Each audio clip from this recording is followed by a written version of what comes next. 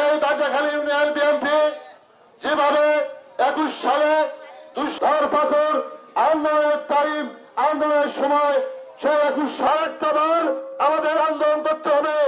সেটা হচ্ছে আজুজ্জামান খান আমাদের সামনে অনেক কাজ রয়েছে। সেটা হচ্ছে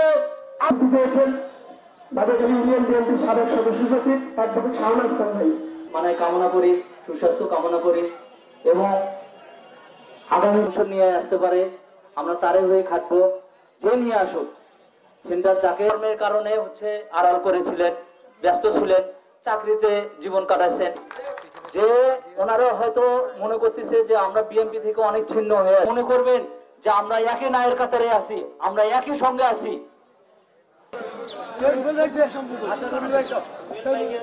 সহকর্মী সাথী আরে ভাই আসবে তো ভাই।